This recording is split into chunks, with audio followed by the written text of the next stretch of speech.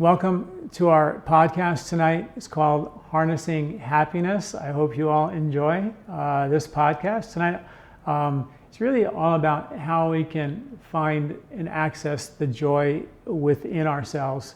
And just a quick note, our upcoming podcasts, and don't miss our next live one, which is Say Goodbye to Aches and Pains. And that's on February 8th of this year. So don't miss that one. A lot of great information to share about how to get rid of your aches and pains. Let's talk about harnessing happiness and what that really means. You know, there's lots of really interesting research that I've written about a lot over the years and have dug up for this podcast. In that laughter, for example, in one study, they found that laughter in a positive mood, for example, shows that it actually boosts immunity. It actually boosts salivary immunoglobulins in your mouth when you laugh that actually support immune, which is your first defense against a cold and flu, which is all about a positive mood. They also did another study. I was going to read a couple of these just to kind of introduce this concept that a positive mood and happiness really makes a difference in your physiology. It really does make a difference, and it's well documented. Positive emotions, for example, showed that there is a significant reduction in readmission rates in hospitals. If people have a more positive attitude, they don't go back into the hospital as much as they should. And they actually say that it's a better measure of readmission than the more standard things like you know, how quickly you released or how long you were supposed to stay in the hospital or how well you adjusted to the hospital. They say happiness and your mood is the number one predictor for if you're going to actually get readmitted. People who are optimistic or happy or laugh have significantly better recovery rates from heart disease. Another interesting thing is when you actually share your emotions and share your feelings, counting your blessings. In one study, they had people list or count their blessings and write them down for 10 weeks. And the people who actually were able to do that had better subjective health outcomes, including fewer physical complaints, less pain and aches and pains, more time they had available or were willing to spend more time exercising, better quality of sleep and more hours of sleep, which was really interesting. And even when they experienced or expressed a sentiment of gratitude, something that I believe is so important, a big part of our transformation awareness and meditation technique is understanding really what gratitude is. We'll talk about that. That also showed to have significant health benefits, and we just kind of allow ourselves to be grateful for what we have. Sort of really interesting stuff. Journaling, writing down your experiences. If you have a negative, stressful event that happened in your life and you journal about it, but in a positive way and use more positive words when you journal, that people were able to get through traumas better, were able to process death better, and really traumatic emotional experiences when they actually use more positive words in their journaling, which I thought was pretty interesting. Other studies found that emotional disclosure, you know, whether it be writing, journaling, talking to a loved one, has been shown to increase longevity, in fact. And another study, joy and happiness were expected to lower sickness, decrease stress rates, and increase longevity in a couple of different studies. So there's a lot of studies. I want to talk about how all this works possibly. Another study, elderly adults who have positive attitude who were more protected against physical disability than those with negative attitudes, okay? People with age who had a positive attitude were able to actually had lower mortality rates than the folks who had a negative attitude. Really interesting information. So, and in one study that I thought was really interesting was when people wrote love letters to a loved one, someone they cared about, that it actually lowered their cholesterol and lowered their blood pressure. And when they spent time with people that they loved and cared for, it also lowered their blood pressure. So somehow, when we are laughing and joyful, we feel safe. And when we feel safe, we take a risk to, what I like to say, to open up the very delicate petals of your flower and let something more truthful out. Let those protective emotions sort of be exposed. And this is interesting because as young children, we're hardwired to really want the approval from mom and dad in order to be safe and secure, to actually have the species survive. And if we didn't care if mom and dad were watching over us and just did whatever we wanted to, wandered in the jungle, we would probably get eaten by lions and there would be no people anywhere. So we had this hardwired genetic thing to sort of keep an eye out for mom and dad and do stuff that they want to kind of keep an eye on us. And that keeps the species safe. Well, this is a very important program. It's a reward chemistry program driven by a hormone called dopamine, which supports this reward chemistry. The problem is that we really, as adults, and particularly in our culture, which is full of rewards, sensory stimulation, we never shake the reward chemistry. Now, traditional cultures had a thing called rites of passage, where they would do sometimes really crazy things. Young men, young women would do really, sometimes risky things to kind of, proclaim themselves or be proclaimed as an adult. And at that point, they would stop needing or getting the approval of mom and dad. They were free to be them, to do them fully. Now, in our culture, most of those rites of passages are gone.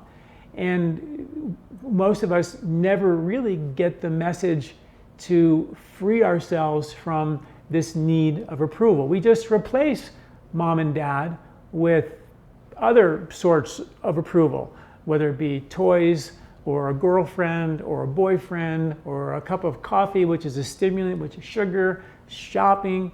As you all know, there were those really amazing studies when people go shopping, as they're looking at shoes, their dopamine levels start to rise, and as they're selecting and going through and trying on different shoes, the dopamine levels rise a little higher and a little higher and a little higher. And then all of a sudden, when they finally decide on the shoe that they absolutely love, that will of course change their world, and they swipe the card, the dopamine levels literally crash, and now they're completely depleted again. And the brain feels really depleted, and now it wants to pull down the menu and look for another reward, because that's what we're about, is a reward chemistry. And the brain quickly realizes that, I passed a Cinnabon, I passed a Starbucks, I passed a Mrs. Fields chocolate chip cookie, and instantly you just kind of spew out, boy, wouldn't you like a Cinnabon or a cup of coffee? And next thing you know, you're all headed towards the next Mrs. Fields chocolate chip cookie, and dopamine levels start to rise again. And they start to rise again. And we get happy as they rise, but we get sad when they fall. And the problem is most of us are living on a roller coaster ride. We're happy on the way up and we're sad on the way down. And most of us spend most of our time on the way to getting happy or on the way to getting sad, but very little time spending actually at the very tip where we're actually happy. And what if we could spend a life that was actually happy all the time? I mean, it sounds crazy and maybe unrealistic, but what we're really doing now is we've got this roller coaster ride of sugar and coffee and stimulants and Red Bull and all these kind of very exciting sensory stimuli that we have in our culture drive us to get happy, and then we sort of crash, and then our brain thinks, where's the next stimulus going to come from? Where's the next movie? Where's the next video game? Where's the next dark chocolate? When do I go shopping again? When can I go work out? When's my next yoga class? A lot of times, a lot of good things that we do also provide reward. And it's a really slippery slope, because a big part of that reward chemistry is all about who we are. If we didn't have that reward chemistry, the dopamine, we wouldn't have buildings, computers. I wouldn't be talking to you today. So much of that was about that dopamine and that reward chemistry is so much a part of our drive. But it has to be in balance with this ability to be silent. Now, in Ayurveda, they talk about this as what's called the coexistence of opposites, the ability to be dynamically active in the world, making things happen, but also deeply calm and composed at the same time. So it's I call it the eye of the hurricane effect. The bigger the eye, the calm, the more powerful the wind. So ideally, if you had a bigger calm, you could be more productive. You could be more powerful. Not for the sake of being powerful, because it's just our nature. If we balance it, there's unlimited potential in this human condition thing that we have. So the idea is that if we can create this inner experience of composure and calm, we can build the winds of activity and productivity and stimulus around this experience of silence. So we have the two opposites coexisting. And there's many ways to accomplish this, and this was my very first book called Body, Mind, Sport. I wrote it way back in the 80s, and it was all about nasal breathing exercise. And we did research on this, which we published in the International Journal of Neuroscience, and we found that when people breathe through their nose, which drives air through the nose all the way down to the lower lobes of your lungs, where the calm nerves are. And if you saw a bear in the woods, you take a upper gasping breath, triggering an emergency response, telling your body, life's an emergency, there's a bear chasing me, get up a tree, save my life. And that is a very stressful event, and it can wear you out and deplete you and exhaust you. If you're addicted to reward chemistry, one reward after another reward after another reward, it can deplete you and exhaust you. So now, not only do we like the reward, we really desperately need another stimulation of some sort, more shopping, more coffee, more Coke, more sugar, more whatever, to get us out of that sort of exhausted hole to feel human, normal again. So we have this sort of roller coaster ride that begins to take place. We're kind of using stimulants to get ourselves out of that hole. So what we found was that when people breathe through their mouth, they create this emergency chemistry that depletes and exhausts you. But when you breathe through your nose, it creates a parasympathetic activation, a calm nervous system. In fact, the brains went into an alpha state, they went into a meditative calm. While these kids were running as fast as they could, their brains were in a meditative state. That was the coexistence of opposites. Dynamic activity and composure and calm experienced at the same time. I call it, and I was in search of, when I did the research, the runner's high, the zone, that euphoric experience athletes have when they say my best race was my easiest race. I was after that. I wanted to find that. And what I stumbled upon was something even more profound. That we also noticed that the parasympathetic nervous system, when you're under a lot of stress, goes to zero. And the fighter, that's the calm one. And that makes you digest better too. And the fight or flight nervous system maxes out when you're under stress. So when you're in exercise stress, fight or flight goes up, parasympathetic goes down. You just completely, they're opposites. In our study, when they breathe through the nose, which is a calming experience, the fight or flight only went halfway and the parasympathetic went up. So the two opposite nervous systems coexisted. Between that and the brainwave activation, what we found was that we can actually create this thing called the coexistence of opposites. That's the balance between the dopamine hormone, the reward chemistry, which we need to stimulate us to make stuff happen, but we've overshot that runway. We've gotten, in a way, super addicted to those hormones. And as a result, our happiness is completely hooked to those rewards. And if we don't get the reward by something, so we don't make the money or make the deal or buy the car or get that big house, we find ourselves depressed. And we have more depression, and as you know, in our country than ever before. We have obesity levels that are higher than ever before. When the body is under a lot of stress, from stressing and stimulating and stimulating and stimulating and crashing and stimulating and crashing to get the reward, that stress is a fat-storing, sugar-burning, disease-producing chemistry. And we want to break that. So to really, truly find our happiness, we have to break the reward chemistry bonds. We have to find a way to become more self-aware of how we engage in behaviors that are stimulating ourselves to get us temporary doses of happiness, as opposed to something that I like to call joy. Joy is sort of for no reason. You just are joyful, you know.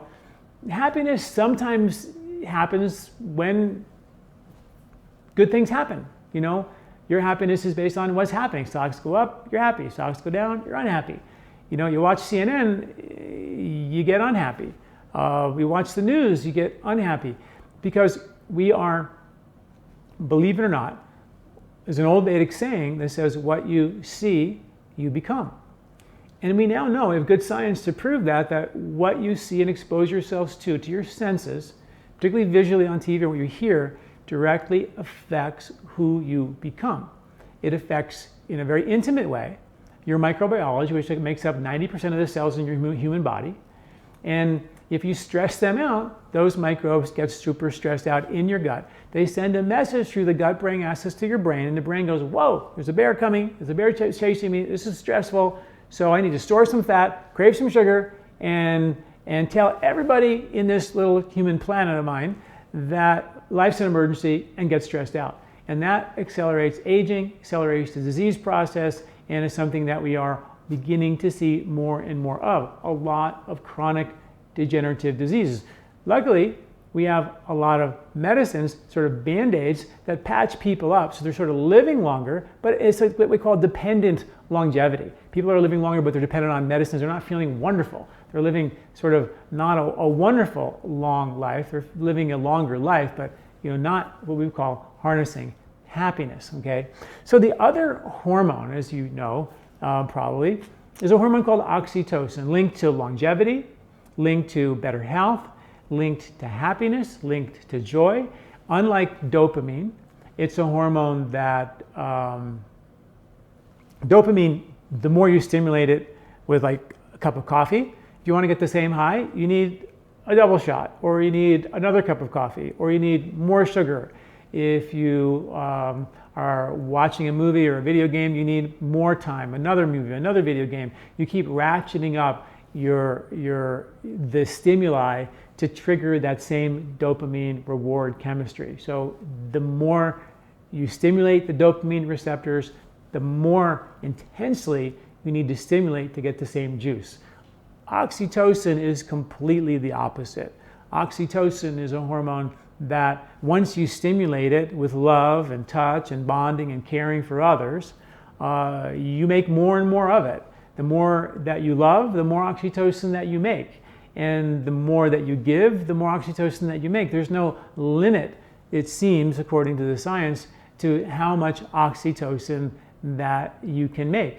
And it's directly linked to so many wonderful benefits. In addition to, we talked about, loving and caring and writing letters to loved ones, lowers your cholesterol, lowers your blood pressure, makes you live longer, emoting and writing down what you feel, sharing what you feel. All of those are ways of producing oxytocin, which is sort of amazing. They did studies where when people give and care for another eudaimonically, which is a word that means without any expectation to get anything in return, or you give with a little bit of expectation to get some reward in return. Still both giving in a really nice way, one with a little bit of a hook, and one, I love the old saying, it says, I love you, honey, or someone, but it's no concern of yours, which means I love you, but I don't really need you to love me back. I have fallen in love with this thing inside of me called love, and I love loving you, and that's good enough for me. It's good. You don't need to love me back. You can, but that's not what I'm getting excited about here. So I love you, but it's no concern of yours. That's a eudaimonic kind of a thing. I love and I give carefully. This was the whole point of, if you read, one of the Ayurvedic books called the Bhagavad Gita, which is about a battle between cousins, and one of this group of cousins sort of stole the whole kingdom, and they were going to take it down basically, and these good cousins were sort of fighting for righteousness, and the whole point of the book was to not be attached to the fruits of your actions, and to enjoy the process of what you do. And that's what we're talking about, is to begin to find your passion and to enjoy the process. So when they give eudaimonically care, it actually had an effect all the way down to the genetic level. Literally changed the expression of the genes. That's deep. But when they gave it a little bit of a hook, just that little bit, and no one knew who had the hook and who didn't, there was no effect on the genetic level. So powerful is the body. Sensitive is the body. So aware of every little subtle influence is what Ayurveda said thousands of years ago, and we're just beginning to understand that now. Epigenetically, we know that, which means that changing the genes from the outside in, right? That means that when you watch a scary movie or a violent movie or the news, which is extremely violent or negative or fear-based, then that epigenetically not only, and this is all good science, does it affect and change and alter the microbiology, which does the heavy lifting for every physiological function in your body and counting. But it also changes the genetics of the microbes in your gut, who what's called horizontal or laterally transfer that genetic information through the intestinal wall into the genes inside of you. This is sort of crazy, but it's sort of logically what the body does, right? You have all these little bugs which are multiplying every 10 minutes, millions and millions of times for millions of years, that are super aware of the environment, and they're kind of morphing based on that awareness. And that's how they stay alive, because they weren't aware it was the changing environment. There's some pesticide being used out there. That information, whether you eat organic or not, has already entered into the microbes on the plant that got sprayed, mutated those microbes. You ingested it. That mutation was transferred to the bugs inside your intestinal tract, and again horizontally transferred into the genetic information inside of you. So now you know, your body knows genetically what to start to prepare for. If it starts getting that message on a regular basis, the body genetically adapts to this environment. That's literally why we're here, because of that information. So really powerful information about how important it is. And then of course, what that tells you is how important is the intestinal skin to make sure that that skin is a healthy and protective barrier, so not too much of this crazy toxic stuff gets through your intestinal wall and causes a host of imbalances and symptoms, which is a whole nother story. And I wrote an article once called "The Most Important Half Inch in Your Body," and it's really that the relationship between the villi on the inside and the lymph on the outside, and that's where it all happens. You take all that little villi in your gut, flatten it out. It's as big as a tennis court. Literally, as what's inside of you flattened out in your intestinal tract is as big as a tennis court, which is fairly large. And the reason why we have all that is because it's so important for our survival to have that much surface area, which is our ability to become aware, change, and adapt to the outside world. Okay. The input to that skin of your intestinal tract and the microbes is not only pesticides and preservatives and things. It's what you think and what you say, and the joy that you have, the happiness that you carry. That has an impact on you as well. So that's kind of the cool thing about harnessing happiness, is like, I think becoming aware of how this whole thing works is pretty powerful. So how do we balance dopamine and oxytocin? How do we get this coexistence of opposites, reward chemistry and calm chemistry? Well, one of the ways, I wrote an article once called "What is your emotional body type?" And there's a questionnaire that you take, and I invite you all to do that. It's pretty cool. And it asks you, how much of your behavior is what we call sattvic, which means that you're naturally loving, giving, joyful, and kind, and you're content, completely content on your own. That's sort of like, the sattvic kind of oxytocin-based chemistry. And then there's behaviors that are what we call rajasic, stimulating, sometimes overstimulating, greed and anger and excessive behaviors are all what we call rajasic, to stimulate ourselves to get happiness. Eating a lot, lots of coffee, lots of sugar, lots of candy, lots of stimulating activities, over-exercise, overdo yoga, all these things can be rajasic, even though the intention was maybe to be what we call sattvic. And that's a dopamine reward chemistry, really stimulating. And not to say that any of these are bad, this is just the nature of humans. We have the sattva, the calm, we have the stimulation, the eye of the hurricane, but if we overstimulate, we trigger another mental body type, emotional type called tamas or tamasic behavior, where people start to withdraw, retreat, check out. They become too overstimulated, exhausted, depleted. So they just sort of want to retreat, to hide and recover and recoup. And as a result, become emotionally unavailable, too old to change kind of a thing, and too worn out to be happy again. And this is a dangerous place to go. People find themselves using drugs and alcohol, and marijuana is great because marijuana, is one of the things we legalize for pain. And pain, unfortunately, is sometimes the pain of not getting the reward, the pain of never getting satisfied, puts us into this tamasic cocoon protective box. But to get out of that protective box, we have to go through the pain. And that's something that we don't do very well in our culture, right? We're all told that you're a little bit depressed, your girlfriend broke up with you, so you go on antibiotics.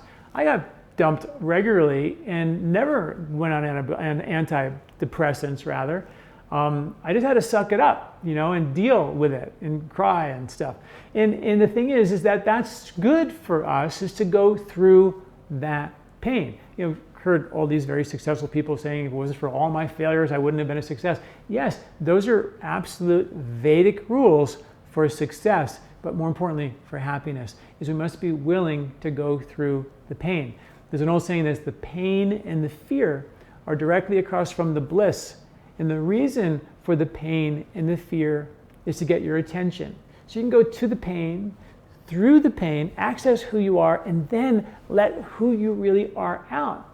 Because otherwise, if you don't go through the pain, maybe you're just going to get satisfied with just the way things are, or the status quo.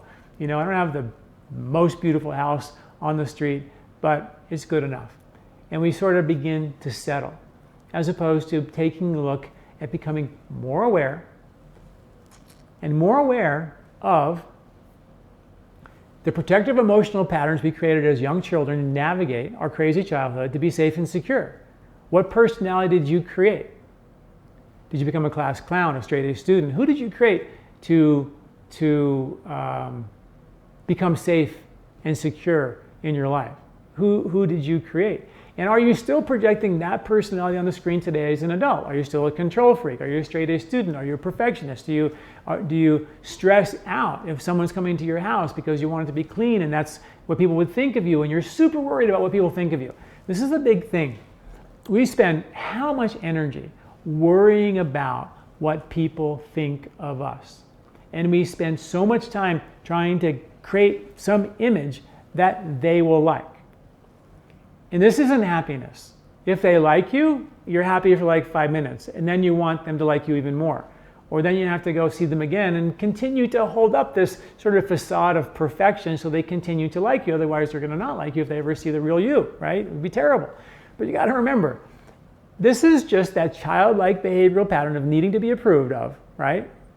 Carried into an adult life. And we never went through the rite of passage to free ourselves. Like the mama leopard says, okay, little baby, I'm going north, you're going south, I'll see you in the next life maybe, but it's over, I'm not watching over anymore. You're on your own. And we haven't done that. We haven't set ourselves free from the need of approval. And this is what the whole thing about Ayurveda is all about, is to set yourself free from the need of approval. So think about it for a second. How much energy, what are the things that you do at home to get ready, to prepare, to go out into the world so people like you, approve of you, think that you're maybe something different than you want? How much energy goes into that? When you created this young pattern of behavior as a young child and you project it on the screen as an adult, what part of that personality that you created as a young kid is still serving you today? And what part of that personality that you created as a young kid isn't serving you today? Then how can you break those patterns? And in the Vedic text, in Ayurveda, they actually tell you how to do that. And it's with 4 words. They say that first you must establish awareness, called it being, establish a being or awareness, or that I like to call it the eye of the hurricane.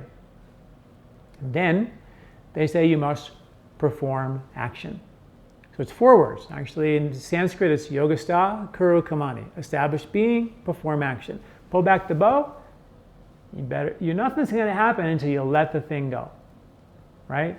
So it's all about pulling back the bow, becoming silent, and then releasing that with action and accuracy based on you versus based on what you think that they want. You got to remember, everybody is hardwired the same way. Everybody wants everybody else to love them. Like, I really want you to like me, right? So I'm doing everything I can to make you like me, right? And you want me to like you. So you're going to do everything you can, if we were here together, for me to like you, okay? So I'm doing you and you're doing me. Like, when do we get to do me? When do I get to do me? Sometimes a lifetime can go by and I never get to do me. So the idea is that we spend all of our time trying to get them to like us, and they're just trying to get you to like them. So what's really interesting is, and here's the cool part, and I couldn't have told you this 5 years ago because there wasn't the science to prove this. The nature of the human body is love. The nature of the human body is more oxytocin based than dopamine based. That's the essence of us. Yes, we have reward chemistry. It keeps us alive, survival. We have the ability to be violent, keeps us alive and survive. But that's not who we are. That's something that we can do in order to survive. But our essence, according to the 90%, and here's all the science, 90% of your microbes thrive in a loving, giving, joyful, kind environment. The microbes disappear in stressful, violent environment. We know that when you love and give and care eudaimonically, right, without attachment, it changes your genetic code. We know that when you meditate and love and give and care at a deep level, it actually lengthens your telomeres by 30% in one study and 40% in another, which means that those little caps on your chromosomes that are linked to longevity and aging or lack of aging lengthen when you actually support the body in a stressful environment. Epigenetically, what you see, what you hear, what you taste, what you smell, what you touch, all of those, if they're positive influences, produce oxytocin, longevity, optimal health, and they support the notion that we are, in essence, love. So I couldn't say this before, that our essence is naturally love. So when I say that instead of us waiting to be loved by you and doing all this crazy stuff to get you to like me, what if I just did me? Because the me that I'm really talking about is not the me that wants you to like me, because that's just a personality trait I had to create as a young child to be safe and secure and navigate my childhood for survival of the species, but my true essence is love. So if I just acted on that, I would be joyful. I would be completely content. I wouldn't need you to love me back. I love you, but it's no concern of yours. I've fallen in love with this crazy thing called love. Also, it can be in the form of compassion, where you really have compassion for someone. Let me give you an example. If someone throws a dart, an emotional dart at you, and it hurts, right? So you have three options. You can either throw a dart back, which will probably make you feel good for a minute. You could abandon them and run away because your mom said turn the other cheek, and if someone hurts you, don't hurt them back, just leave. Or you can realize that the reason why they threw a dart at you in the first place was because they were hurt. And if you throw a dart back at a hurt person, chances are you can expect another dart. If you run away from a person because they're hurt, they're only going to hurt them worse because you just abandoned them, right? So none of that is, first of all, doing you. Both of those, throwing a dart back at that person and running away from that person, was you reacting to them, not doing you. Remember, your essence is love, joy, kind, oxytocin based, right? So if you act on compassion and understand why the person threw the dart and go, they threw a dart at me because they were hurt. And if I throw a dart back, it's only going to make them contract and retreat more and probably project more of their protective behavior onto the screen. For example, a rose, I have no idea if this is really true, but I'm guessing that billions of years ago when the roses first evolved, they didn't have thorns. But they got trampled a lot and eaten a lot. Everybody loved them. They were tasty, and they got trampled. And one day, one of the roses decided that if I grew some thorns here, maybe they would stop trampling us. And maybe they wouldn't really notice we have thorns. And it turned out that we did notice, but the roses stopped getting trampled. And as a result, people who are trampled a lot, they tend to create a personality that can be a little thorny and not be so wonderful. Even though we're hardwired to want people to love us, thorny behavior is an extreme version of protection. So a lot of people project that on the screen as their means of safety and survival, which isn't, our best version of ourselves, but it's sometimes absolutely better to be safe and sorry. So if you realize with compassion why they would have thrown a dart at you, and maybe you understand that their parents were abusive or whatever the story was, then you have understanding and compassion for why they did what they did. Then you can begin to not react based on their dart, but act based on your truth. And this is the key. And this is why I think writing love letters are so beautiful, because when you write a love letter, you write a love letter based on how you truly feel. And when you write a love letter based on how you truly feel, you let a piece of you out. It changes your blood pressure, it changes your cholesterol, it changes everything, because you take a risk to be you. This is the roadmap. The road less traveled, but definitely the roadmap to happiness and to joyfulness. In Ayurveda, they describe this as these what are called sheaths, these koshas. And the first sheath, the essence of us, is called the Ananda Maya kosha, which is the bliss sheath. That, according to Ayurveda, is who we are. It's this big ball of bliss. Let's call it the sun, okay? And that's our joy, okay? The whole reason that Ayurveda exists is to let that joy out, harness happiness. That's the whole point of Ayurveda, okay? Now, when you're born, theoretically, we have this joyful, happy-go-lucky nature. In the first 6 years of life, we create a lot of protective patterns based on the need of approval and my mom and dad to love us and care for me and siblings and all this crazy stuff. In those first 6 years of life, we create what are called unconscious behaviors.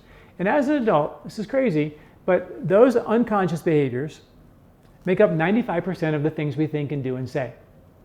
So think about that. 95% of what you think and do and say is created from the impressions that you experienced in the first 6 years of life. They're all unconscious. So Ayurveda was pretty cool. It said, you know what, this is crazy. We walk around unconscious. How can we become conscious? That's the whole point. How can we become conscious? Another word of conscious is joyful, because that's our essence, that's our nature, that's who we are. So that's what we're after here. How to harness happiness is how to become conscious. And that's what we're trying to do here. So in this, of course, the reward chemistry is sort of how we got unconscious, and we continue to be unconscious, so we're still doing the same dumb stuff again and again and again. And when they say establish being, become more aware, and then perform action, what we're really talking about is establishing being, pulling back the bow, and then releasing it based on your truth. But you must act. You can't just do nothing. You must lay down. See, we have neural pavement in our brain, 4 lanes with lights on them and highways, super highways, that make us think and do the same dumb stuff again and again and again. Protective patterns of behavior, old emotional stressors, molecules of emotion stuck in our fat, stuck in our brain, stuck in our spine, stuck in our gut, ready to go, remotely ready to respond to any stress in the same old protective pattern, all based on reward chemistry, survival base, become safe and secure at any cost. That is a survival version of us. There's another version of us that is also evolved, that has allowed us to evolve in a higher way, in a feeling way, in a sentient way. And that is this ability to be more loving and more joyful and more kind. So this survival chemistry is just a part of us. So the action steps must be based on the truth. You have to lay down new neural pavement in your brain based on your true nature, your loving nature, your oxytocin nature, your joyful nature, your kindness, your compassion, your care for others. That is why we're here as a species, because we have that ability. If it was just the violent part or the reward part, we probably would have knocked each other out a long time ago. But we have this other thing, which is truly now, pretty well documented to be who we really are. So the action steps to establish awareness and perform action must be based on love and joy and kind.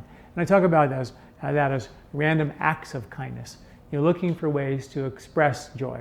You're looking for ways, and there's so many studies, and when people actually say nice things to people and give more love to people just because they can, that it changes their health index and it changes the person's health index that they actually loved or cared for or were kind to. Even like in a Starbucks, talking and giving a little bit of attention to the barista or a little bit of kindness to someone, you know, at the grocery counter when you're checking out at Walmart.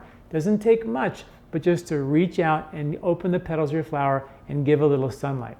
The sun, one of my favorite analogies, it doesn't care if you kill its cattle or chop down its trees, or doesn't care if the flowers blossom. It just does its thing and everything happens automatically. And there's an old saying in Ayurveda that says, do less and accomplish more. Do less and accomplish more means live in sync with the natural flow of life, the seasons, the cycles, be in harmony with nature. And there's another saying that says, do nothing and accomplish everything. So I love, right? You're going to spend, I know I will, spend the rest of my life trying to figure that out. Do nothing and accomplish everything means to actually be like the sun and just sit there and do nothing and accomplish everything. Everything that we think and do and say came from the sun. No sun, none of this happens. You know? And the sun it has the moon too, and the rest of the planets, and not a lot's happening on the moon. I mean, it's probably pretty embarrassed about the moon, really. But it just keeps doing its thing. It's not affected by the outcome. It's not affected by the fruits of its actions. And this is I call it the game of life. You can play. When you play, you're happy. So begin to play with looking for the things that are right versus the things that are wrong. Look for opportunities to give love, express love, care for someone. Do you love your parents? Do you act on that? Do you tell them that you love them? Or do you let their crazy behavior, because they're so needy, they want you to love them so bad that pushes you away and you have a hard time loving them. So now you're doing them, right? You're not doing you. What would you lose if you just did them? I had a guy tell me once, he goes, wait a minute, you want me to love my parents, my mother? And I go, well, sure, why not? You do love her. And he goes, yeah, I'll love her. But if I love her like you want me to love her, like tell her I love her all the time, she'll move in with me. and I said, wait a minute. I said, maybe if you just love her, she'll feel loved and she'll stop clamoring to be next to you all the time because she doesn't feel loved by you. And he goes, you don't know my mother. So the point is that we really can only effectively do us. But our mind has this protective kind of shield around us because it's afraid that if I did me, they wouldn't like me, because the reward chemistry, need for approval, is still alive and well. This is the game of life. And you play the game by laying down new neural pavement in your brain. Laying down love your wife. Tell her how beautiful she is. Send a little note, how wonderful, how lucky you are, how grateful you are. Tell your kids how awesome they are. You know, not too much though, because you don't want to spoil them. But you want to tell them you love them. They need to know for sure that you love them. Tell the people that you work with that you care for them. Do nice things for them. And you'll begin to, and you might say, I don't have the energy to love. Yes, you do, because this is the energy that doesn't require energy. Because when the sun is just doing its thing, it's you doing you, does not require energy. But the energy that is exhausting is when I feel like I have to be this way for this person, and this way for that person, and this way for that person. There is no happiness there at all. There is no joy there at all. Just flat out exhaustion until you're absolutely depleted, living in this tamasic cocoon of protection because you've exhausted all your reserves, trying to get them to like you, trying to be a success, trying to get some traction in your life, and you never did it, and you never got there, and now you're just left exhausted. We can do better than that, because if you just start with baby steps, it doesn't take much, a little baby step of, hey, thank you, what a beautiful dress you're wearing today. You look beautiful today. Just want to tell you I love you. Just called to tell you I love you. Hey, I just want to send you a note. Hope you have a great day. Simple, simple things that can begin to harness happiness, which is your essence, which is your nature, which is deeply inside of you. So that in short, is really what Ayurveda is. Yoga, breathing, meditation techniques. These are all tools of awareness. Unfortunately, a lot of those tools don't give you the other half of the equation, the perform action part. This is the most important part. We have half the equation alive and well in America. Yoga, breathe, meditate, all these things, but not the action part. And the action part is to lay down new neural pavement. When I wrote my meditation course called the Transformation Awareness Technique, which is 6 meditations from really easy to more advanced, every week you get a new one. I didn't write it because we need another meditation course on the planet. I wrote it because I find people are not successful with their meditation. They don't do it. They start, they either do it for a little while and quit, or they can't stick with it, or they don't feel like they were actually able to really dive down and get that peace and calm. So I created a meditation that is sort of foolproof, that anybody can take these steps. But each step is an awareness step, which requires an action step to finish the job. Because if you don't establish being, awareness, and then act, you didn't do anything. There are benefits just by becoming aware, but there's huge potential benefits that we haven't even begun to talk about that is there when you perform action. And that is why I wrote the Transformation Awareness Technique, which is all about meditate, act. And I give you specific action steps along the way to transform your life from needing to be loved and approved of to being love and being your true nature, and having the courage to open up the delicate petals of your flower and let who you really are, your most joyful, most happy version of yourself out. So thank you. I have questions I want to answer. If you guys want to call in, I'd love to talk to you. Please push *2 for questions, and I'll also look and see if we can answer some questions that might be here as well. So here's a question from Sydney, Australia, I imagine. How to comfort and help a friend or patient who has deep depression, even tending towards suicide. A lot of people deal with someone like this, and it's very hard to correct their intellect because it may be taken over by demons, rakshasas, negative. And they also realize that it's not them.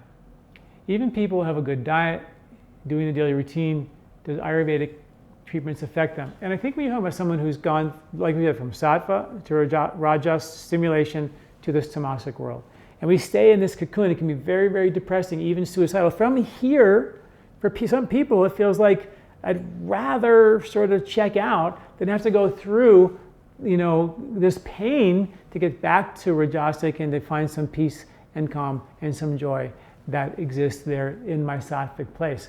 So it's very, very challenging for people, but the thing is, what happens within this tamasic world, and this is what Ayurveda is so beautiful about, it rebuilds the reserves, pays back the exhaustive debt, gives the body the energy so it has the ability to kind of move through some of the pain and discomfort and find their way back to a life that is more joy-based and sattvic-based. Absolutely possible, but again, it requires action, and the action can't just be, even doing an abhyanga or a massage or some Ayurvedic technique. It really does require actions in terms of communication. When you talk about oxytocin, for example, you're really talking about, that's the communication hormone. Dopamine is a reward chemical. I can get that by hitting a baseball over a fence, or hitting a golf ball well, or going shopping. I mean, people don't have to be involved in that hormone.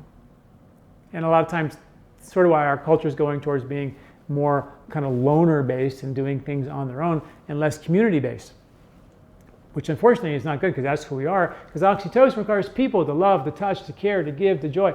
It requires that. So that community is really critically important. So the action steps must require people that you love, that you have a relationship with. But baby steps are all that's needed, but they do require people. Another question from Vancouver. I recently sustained an injury that has left me with trauma. What is the best way to move through this trauma from the body so that my true healing of my injury and my rehab can begin? Thank you, Dr. John.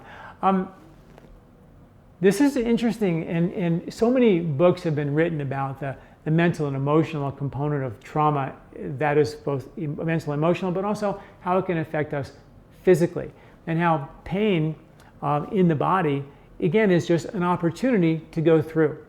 So the rules are, the pain and the fear are right there, and if we can go to that pain and through that pain, we can access it.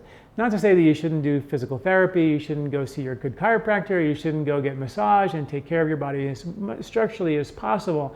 But there's another component, a stone left unturned in most cases, where we can look at, where can I love? Who can I love? What relationship do I have that's strained? Am I loving my husband, my spouse, as fully as I could? Or do I hold back and retreat? How can I give and care to my kids better, to my love? Even though I'm in pain, how can I say some nice things? And that's, for sure, a bit of a challenge, but not insurmountable. If you can still find ways to begin to access that love. And it doesn't have to be saying like, love my pain, I love my knee even though it's killing me. It doesn't have to be like that. Although you might find that by putting joy out, your essence, and harnessing that happiness that you have, you may find that this knee is actually getting better.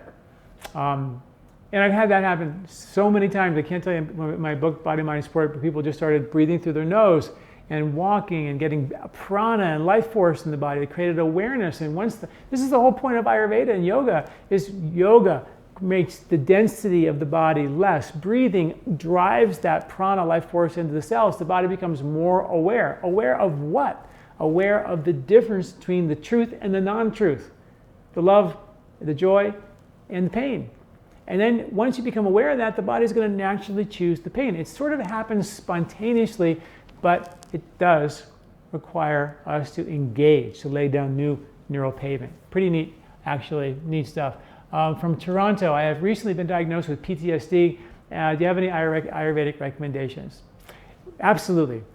Herbs like bacopa is a brain-derived neurotropic factor, builds brain cells, gives your body, supports depression, outperformed Prozac in one study.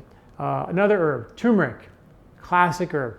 The whole herb, not the extract, the whole herb of turmeric actually has certain aromatics that don't exist in the extracts and don't have the microbes that in the extracts. So turmeric is really important. Again, a brain-derived neurotropic factor, very powerful for mood stability.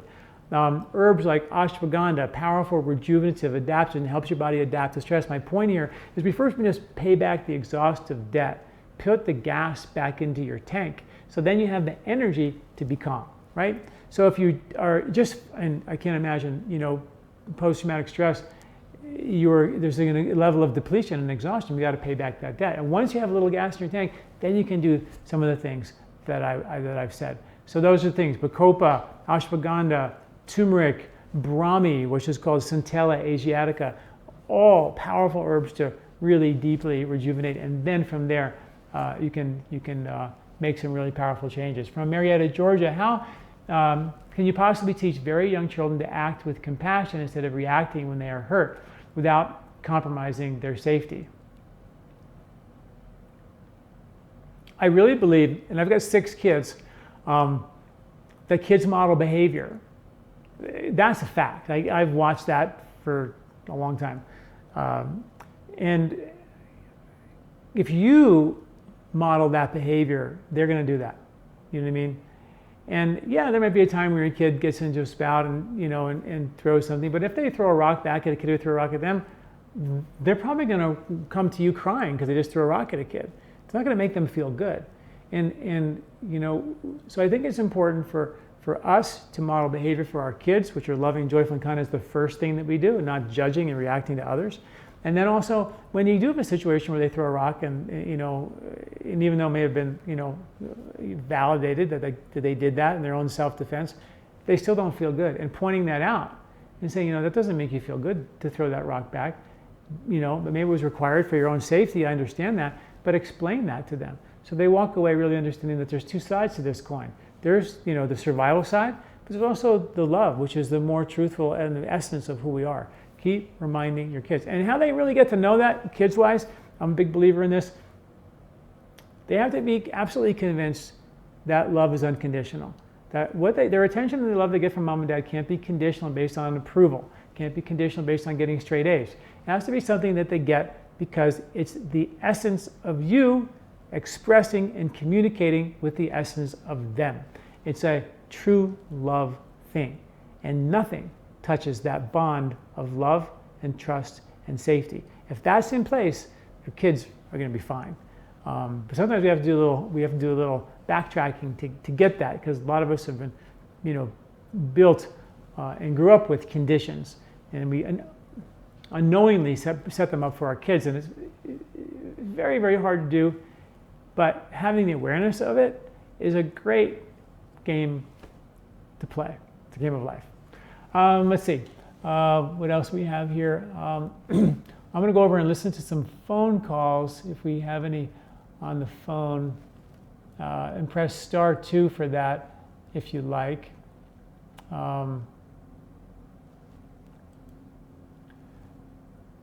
If anybody has any questions, just push star 2. And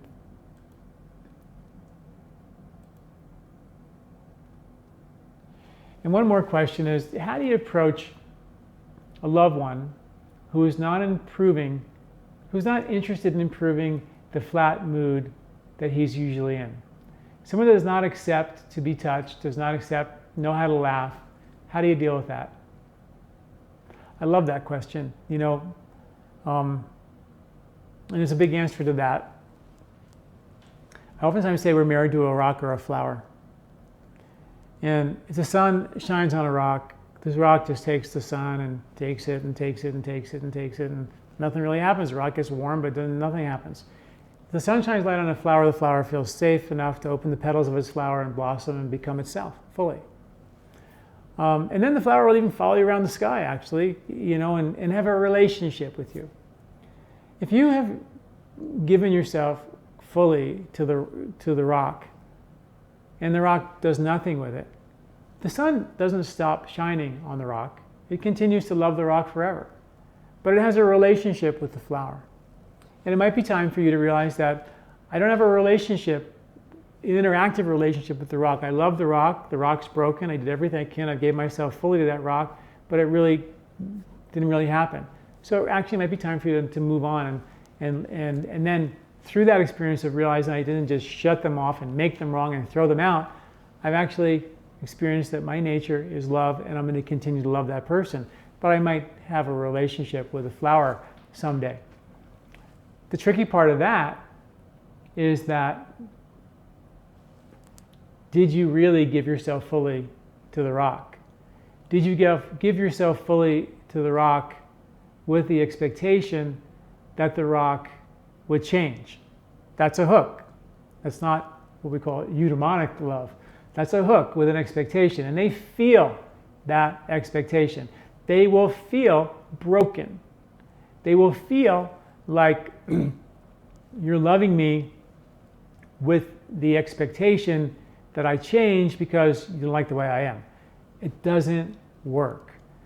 So we have to sort of go back to the drawing board and write a love letter to this person and identify what it is you truly love about this man. And then you have to look at those things and read those things on your list and see if they make you feel expanded. Do they make you feel good? If the things that you love about this person make you feel good, then act on them. And if you act on them, then you act random acts of kindness, loving, giving, joy, happiness, express joy to this person based on what you know is the truth of the relationship that you wrote down and it made you feel good. If you love and give with an expectation for them to change their ways that you don't think are good for him or for you, they're going to feel it. They're going to feel broken. They're going to feel like all you do is fix me. I'm broken. And they're going to retreat into their cave, and they're going to be untouchable, unapproachable, inaccessible, and you won't be able to reach them. So we want to start to, give some love to them. it's weird, and I don't know if I should even say this, but I wrote another article called I forget the name of it. I think it was something called, not what your emotional footprint is. Yes, it was. It was called What is Your Emotional Footprint? And it was an idea that you walk into a garden, and like a Disney garden, and if you're clomping into the garden, stepping on plants and stuff, all the flowers are going, whoa, get out of here. This guy's crazy. He's trampling everything. Or when you walk into the garden, are the flowers reaching out, trying to greet you because they feel safe in your presence? What is your emotional footprint when you walk into a room? Do people feel safe around you? If you don't say anything, they're not even going to know who you are, so how can they feel safe, right? So you walk in the room, don't say anything, you want everybody to like you, but they don't know if you're safe to like. So they stay in their retreat, and everybody just stays retreated, and you don't feel safe and secure. But when you walk into the room and you give of yourself, take a risk to say something nice to someone, to love them because it's your nature to do that, then all of a sudden people feel safe in your presence. If someone is throwing a dart at you, or being mean to you, or withdrawn from you, you might take a minute to realize that you may have done something to hurt them emotionally that made them retreat and protect 2-3 days prior, longer. And that what you're actually seeing now is a reflection of the impression that you created in that garden, and now every time you walk in the garden, they all run away. Because they're used to, that's what you did 2, 3, 4 days ago. So before we just judge them and go, God, why are they being so mean? They're crazy. You might want to take a minute and go, God, is it possible that I created that? And if so, and it's very possible, by the way, then I'm going to use that feedback to help me become more aware of how I can be more myself in this situation and not react to my old emotional patterns of protection and react to the need for them to like me, put on this show, which sometimes has some thorns on it. Thank you all for listening. Please join me next month when we talk about how to get rid of your aches and pains.